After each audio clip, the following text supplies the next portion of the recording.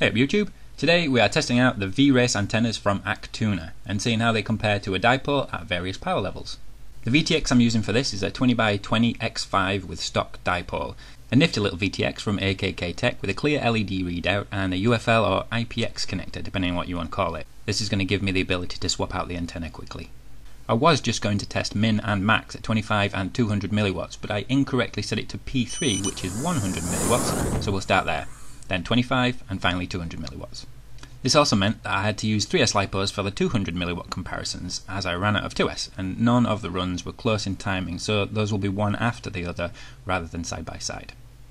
I had considered speeding the slow one up to sync them, but that wouldn't be a true representation of how persistent the static was. Now I can't say I noticed a huge difference at first, with only a slight improvement on the back straight low down behind the densest part of foliage, but looking at them both side by side does show that the dipole performs slightly better on the first left corner drop in. But interestingly, the VeeRace has slightly less static on the longer right drop in. Not a huge amount, but it's consistent with both of them. I can only presume this is down to antenna orientation, as the dipole is pointing straight up and the VeeRace is pointing slightly up and to the front and slightly up and to the back.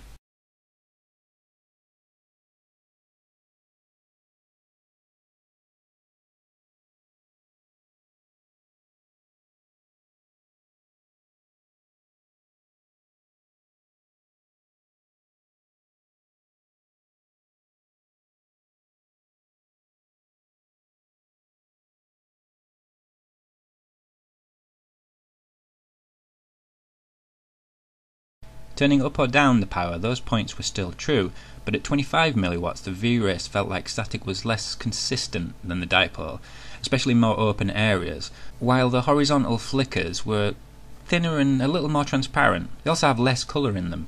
Not worlds apart, but easy enough to know which one I was flying.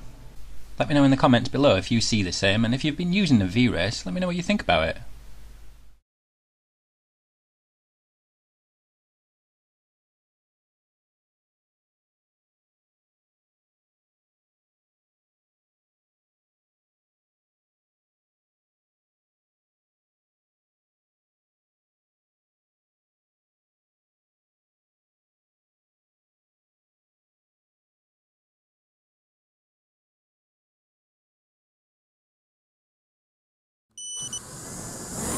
Up at 200 milliwatts, the dipole had more colour in it than the static on the VeeRace, and the weaker left drop-in corner cleared up as much as it did with the dipole.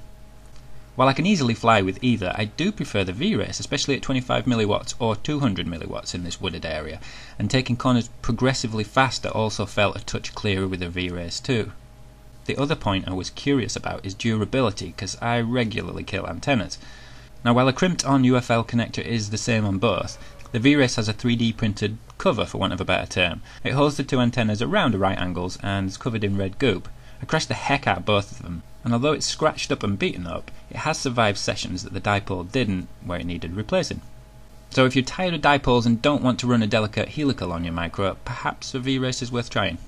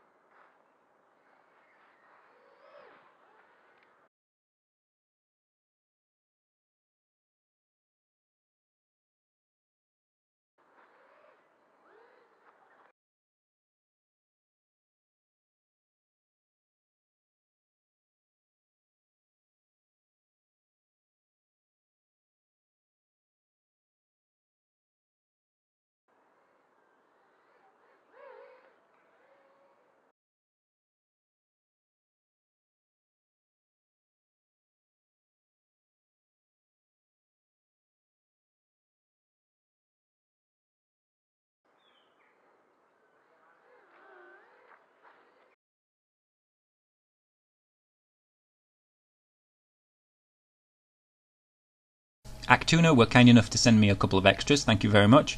So if you would like to win one, leave a comment below and let me know if you want the 35mm with UFL IPX connector, or you want the 35mm with no connector. That's a soldering directly version. First winner will get their choice, second winner will get the one that's remaining. I'll cover postage anywhere in the world, but you must be subscribed and your subs list publicly visible, and also like this video. I must also be able to reply to your comment on YouTube, so if you have restrictions on that, sort that out before 7 days time when I will pick a winner with a random generator. So I'm going to be leaving this on my quad, testing it in some car packs and hopefully testing it against a full-on ground station and see how much difference it has there. But for now I'll leave you with some tunes and some flying. That's all for this one. See you in the next.